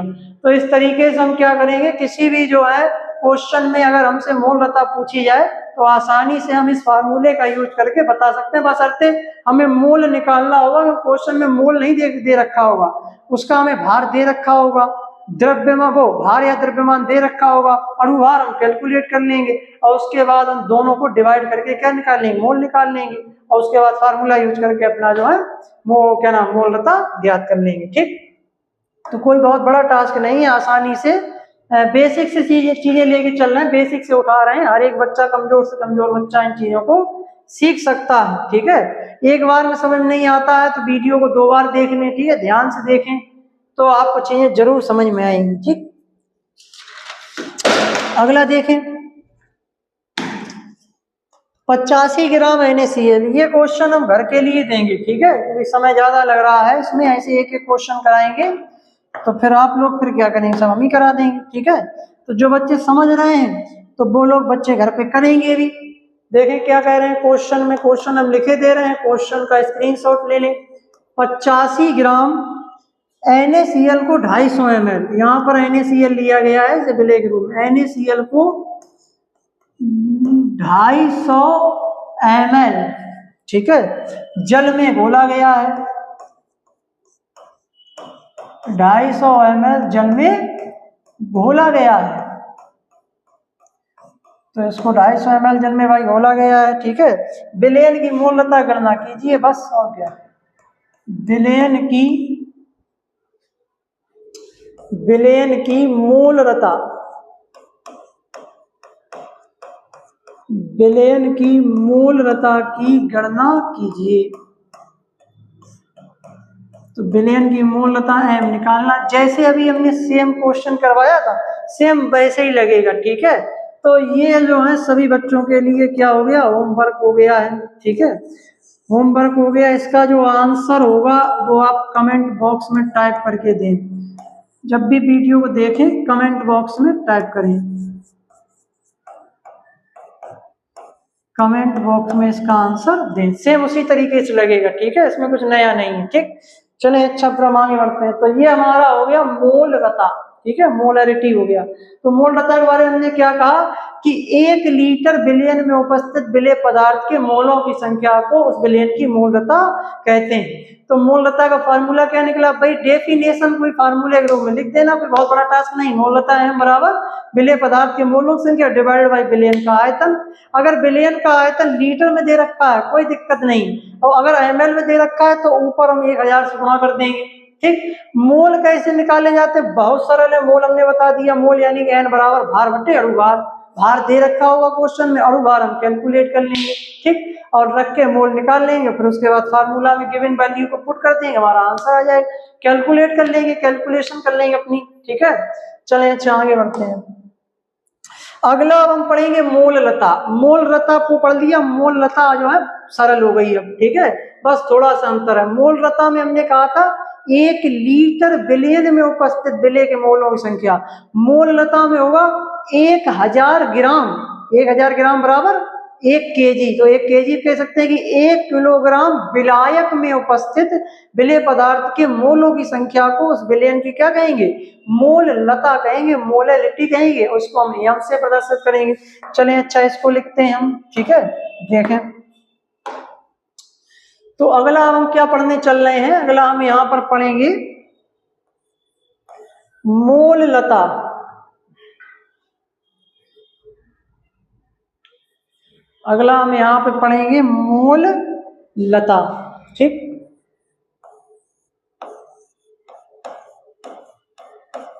मोललता, इसको हम इंग्लिश में कहते हैं मोलैलिटी। मोलैलिटी कहते हैं इसको हम इंग्लिश में, और इसको हम स्मॉल m से प्रदर्शित करेंगे, ये बात ध्यान रखेंगे। उसको हमने किससे प्रदर्शित किया था, कैपिटल M से, इसको हम स्मॉल m से प्रदर्शित करेंगे, ये बात ध्यान रखेंगे। इसकी क्या परिभाषा होगी, तो देखें, कहेंगे 1 किलोग्राम या 1000 ग्राम कह लें, ठीक है, 1 किलोग्राम विलायक में उपस्थित, थोड़ा शॉर्ट में लिखेंगे, 1 किलोग्राम विलायक, वहां विलयन था यहाँ विलायक है, 1 किलोग्राम विलायक में उपस्थित विलेय पदार्थ के मोलों की संख्या को, विलेय पदार्थ के मोलों की संख्या, मोलों की संख्या समझ रहे हैं, यानी कि n, मोलों की संख्या को क्या कहते हैं, मोललता, मोललता कहते हैं, मोललता कहते हैं, ठीक है, यानी कि मोललता स्मॉल m कहते हैं, ठीक। तो ये क्या हो गई, परिभाषा हो गई। तो वहां अगर मोललता से अंतर करें तो भाई एक लीटर विलयन में था और यहाँ 1 केजी विलायक में है, ये सेम है, वहां भी विलेय पदार्थ के मोलों की संख्या, यहाँ पे भी विलेय पदार्थ के मोलों की संख्या, इसी आधार पे फार्मूला बस वैसे चेंज हो जाएगा, ठीक। अच्छा, इसका फार्मूला क्या होगा? इसका फार्मूला क्या हो जाएगा? फार्मूला जो परिभाषा में दे रखा बस वही लिख दें आप, वही फार्मूला हो जाएगा। ठीक, देखें फार्मूला क्या होगा इसका। फार्मूला बनेगा कि मोल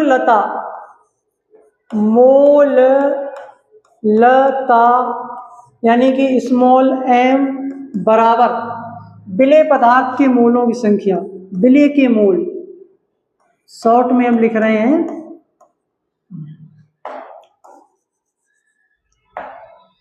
विलेय के मोल,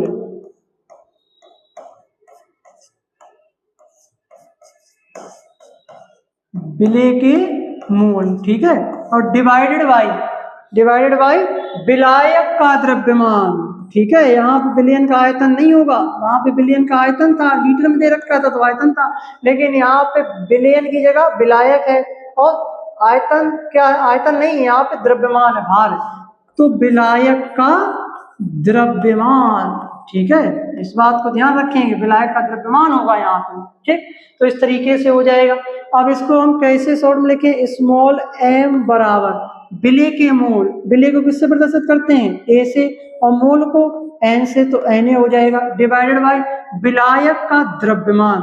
विलायक का द्रव्यमान यानी इसको हम W मान लें, ठीक है, W मान लें, W और किसका है? विलायक का है, ठीक है।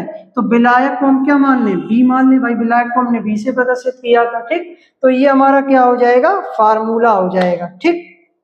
अच्छा, अब जैसे जैसे हमने वहां बताया था कि जैसे यहाँ पे जैसे द्रव्यमान दे रखा होगा केजी में यानी कि किलोग्राम में, अगर विलायक का द्रव्यमान ग्राम में दे रखा हो, किसमें दे रखा हो? ग्राम में दे रखा हो, तो आप यहाँ क्या करेंगे? 1000 से मल्टीप्लाई कर देंगे, ठीक है। यदि ग्राम में हो, यदि, ठीक है, यदि विलायक का द्रव्यमान ग्राम में हो, चलो लिखे दे रहे हैं क्योंकि वहां पे हमने लिखा नहीं था, यहाँ लिख दे। यदि विलायक का द्रव्यमान किसमें दे रखा हो? ग्राम में, ग्राम में हो, तब हम फार्मूला क्या यूज करेंगे? तब हम फार्मूला यूज करेंगे m बराबर यानी इंटू मतलब 1000 और WB, ठीक है। और ये किसमें दे रखा होगा? ग्राम में दे रखा होगा, ठीक। और यहाँ पे जो हमने दे रखा है, जैसे इस फार्मूले तब यूज करेंगे जब केजी में दे रखा हो, अगर ग्राम में दे रखा हो तो इस फार्मूले की यूज करेंगे, अगर किलोग्राम में दे रखा होगा तो इस फार्मूले की यूज करेंगे। तो 2 फार्मूले हमारे सामने हो गए, एक ये हो गया और एक हमारा ये हो गया, ये किलोग्राम वाला है, ये ग्राम वाला है, ठीक। तो इस तरीके से क्या है, इस फार्मूले को यूज करके हम क्या निकाल लेंगे? मोललता निकाल लेंगे, ठीक है। चलिए, अच्छा इसका मात्रक क्या होगा? तो इसका मात्रक क्या होगा? मोल प्रति किलोग्राम। इसका मात्रक लिखने, इसका जो SI मात्रक होगा, SI जो यूनिट इसकी होगी वो क्या होगी? मोल प्रति केजी यानी कि किलोग्राम। ये इसकी जो है क्या होगी? SI मात्रक होगा इसका, ठीक। चलें, अच्छा अब आगे बढ़ते हैं। अब इसका हम क्या लगाते हैं? क्वेश्चन लगाते हैं। बात समझ में आ गई होगी, ठीक है। इसका क्वेश्चन लगाएंगे, सेम वही है क्वेश्चन, ठीक है, कोई बहुत बड़ा कोई टास्क नहीं है, ठीक है, सेम क्वेश्चन है। देखें,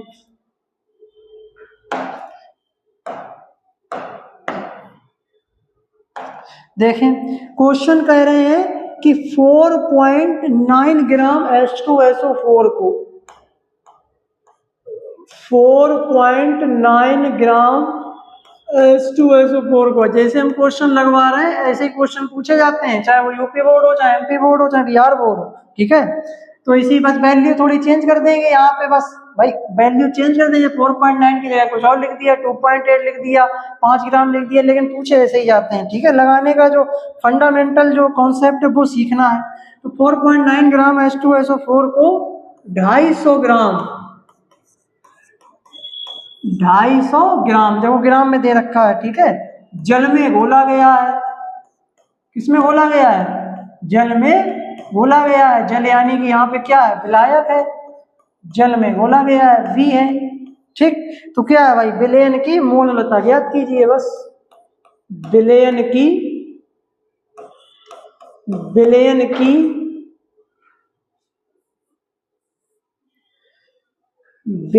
की मोललता, विलयन की मोललता यानी कि m ज्ञात कीजिए, ज्ञात करें, गणना कीजिए। कई तरीके से पूछ सकते हैं लैंग्वेज चेंज करके, ठीक है, घुमा फिरा के पूछेंगे भाई, ठीक है। चलें, अच्छा, तो इसको हम जो है थोड़ा ऊपर करते हैं, फिर इसको हम सॉल्व करते हैं।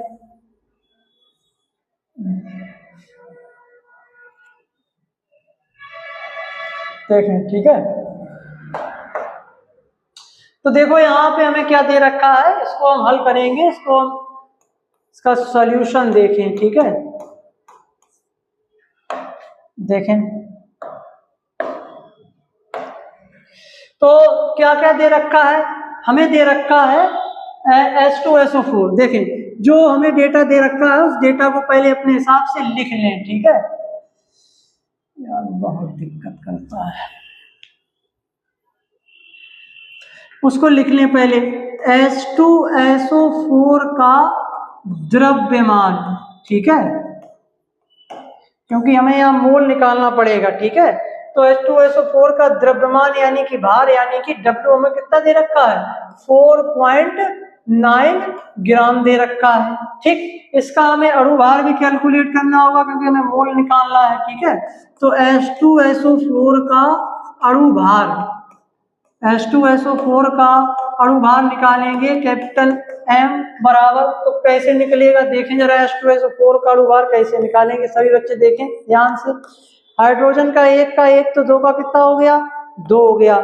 सल्फर का परमाणु क्रमांक कितना होता है, 16 होता है, उसका डबल कर दें, 16 दूनी 32।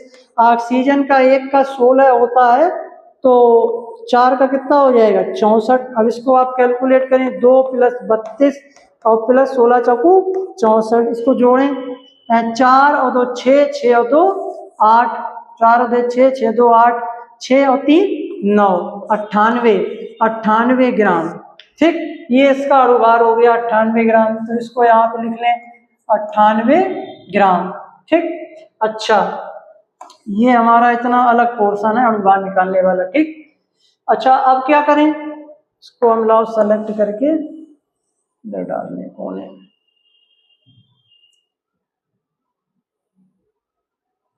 देखें तो ये हमने इसका क्या निकाल लिया, अणु भार निकाल लिया, ठीक।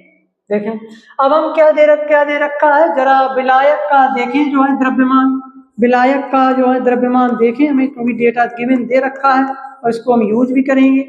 विलायक का द्रव्यमान या विलायक का भार, ठीक है, ये हमको दे रखा है W, कितना दे रखा है, 250 ग्राम, कितना दे रखा है, 250 ग्राम, ठीक। अच्छा, अब हम H2SO4 के मोलों की संख्या पता करेंगे, तो H2SO4 के मोलों की संख्या पता करने के लिए NH2SO4 बराबर भार कितना दे रखा है, 4.9, ठीक, और इसका अणु भार कितना दे रखा है, 98। इसको आप कैलकुलेट करेंगे, ये पॉइंट हटाएंगे, यहाँ नीचे आ जाएगा 0, तो इसको जब आप कैलकुलेट करेंगे तो आएगा 0.05 मोल, ठीक है, 0.05 मोल। ये इसको आप कैलकुलेट करेंगे, ये पॉइंट यहाँ से हट जाएगा, यहाँ 0 आ जाएगा, फिर अपना भाग दे देना, इतना आ जाएगा, ठीक। चले, अच्छा, तो हमें ये आ गया। अब हम जो है मोलता निकालने का मोलता का फार्मूला लगाएंगे। यम बराबर क्या होता है, यम बराबर होता है विलेय पदार्थ के मोलों की संख्या, यानी कि Na, ठीक। और विलायक का द्रव्यमान, द्रव्यमान का मतलब यहाँ पे आप W मान लें, ठीक है, जो हमने बताया था, और विलायक का है तो B। अच्छा, यहाँ द्रव्यमान किस में दे रखा है, ग्राम में दे रखा है, किसमें दे रखा है, ग्राम।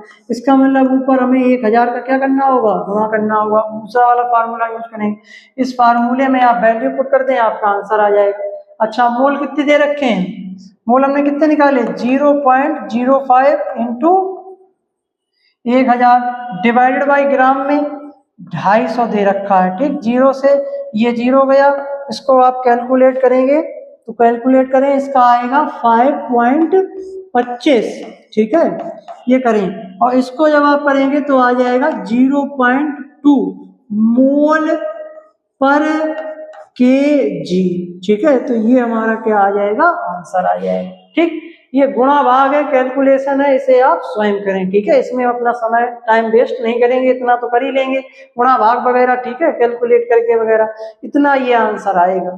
ठीक, चलिए अच्छा, तो इस तरीके से हम क्या कर लेंगे, किसी भी बिलियन की मूललता को हम ज्ञात कर सकते हैं। ठीक है, मूललता और मोललता दोनों को साथ साथ रखें। बिलियन की मूललता का मतलब ये है कि 1 लीटर बिलियन में उपस्थित विलय के मोलों की संख्या। मूललता का मतलब है 1 केजी विलायक में उपस्थित विलय पदार्थ के मोलों की संख्या। अगर ग्राम में दे रखा है, ठीक है, तो 1000 से ऊपर गुणा करेंगे। अगर मूललता में वैल्यू लीटर की जगह ml में दे रखी तो ऊपर 1000 से गुणा कर देंगे। तो इतना ध्यान रखें, इसको 1-2 बार अपने माइंड में जो है इसको पढ़ें, समझाएं अपने आप को, चीजें माइंड में ऑटोमेटिक सेट हो जाएंगी, लर्न हो जाएंगी। ठीक, चले अच्छा, अब हम आगे बढ़ते हैं। तो हमने आज क्या क्या पढ़ा अभी तक, मोल प्रवाह जाना क्या होता है, मोल क्या होता है, मोललता क्या होती है, मोल लता क्या होती है। ठीक है, अब हम पढ़ेंगे नॉर्मलता। क्या पढ़ेंगे, नॉर्मलता। ठीक है, तो नॉर्मलता को हम पढ़ने से पहले थोड़ा टाइम भी ज्यादा हो रहा है और हमें आज एक जगह जाना भी। ठीक है, तो कल का जो है लेक्चर हम रखते हैं, उस कल के लेक्चर में नॉर्मलता और फॉर्मलता, इन दोनों को कल के लेक्चर में बेहतरीन तरीके से डिस्कस करेंगे, बेसिक से। ठीक है, 0 से लेके जो है एडवांस तक जाएंगे। सभी बच्चे हमारे साथ जुड़े रहें। ठीक है, अपनी जो है केमिस्ट्री की जो नींव है उसको मजबूत बनाएं। पूरा सिलेबस यहाँ पे इंटायर हम कवर कराएंगे। ठीक, तो जिन बच्चों को हमारा ये लेक्चर समझ में आ रहा है, हमारी बताई हुई बातें समझ में आ रही, तो वो क्या कर सकते हैं, लेक्चर को अपने मतलब क्लासमेट के साथ, दोस्तों के साथ शेयर कर सकते हैं। ठीक है, लेक्चर को लाइक करें, शेयर करें, और चैनल को अभी तक सब्सक्राइब ना किया हो, चैनल पे पहली बार आए हो तो चैनल को सब्सक्राइब जरूर कर लें, ताकि आपको जो है जो भी लेक्चर यहाँ से डिलीवर किए जाए वो आप तक पहुंचते रहें। ठीक है, रोज पर डे शाम के इवनिंग टाइम पे लगभग 5 बजे के अराउंड जो है वीडियो इसका अपलोड होता है। तो जो बच्चे डेली इस क्लास को अटेंड कर रहे हैं वो अपने हैंड राइटिंग नोट्स बनाते रहें, पहले लेक्चर को देख लें और उसके बाद में उसके स्क्रीनशॉट ले लें और बाद में बैठ के अपने ही हाथों से अच्छे से उसको लिख लें, ताकि बाद में आपको पढ़ने में आसानी हो। ठीक, तो आज के लिए इतना ही, कल के लेक्चर के लिए तैयार रहें। नॉर्मलता और फॉर्मलता कल हम पढ़ेंगे। ठीक है, चलें अच्छा, गुड बाय।